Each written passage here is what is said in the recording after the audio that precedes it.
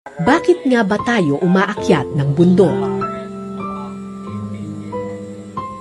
Sa simula, maaaring pagsubok at tagumpay lamang ang ating habol.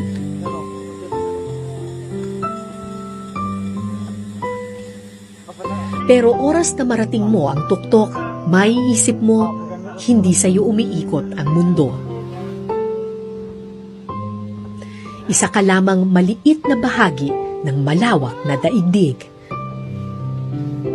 Nilikha ng Panginoon, pinatatag ng maraming pagkakataon.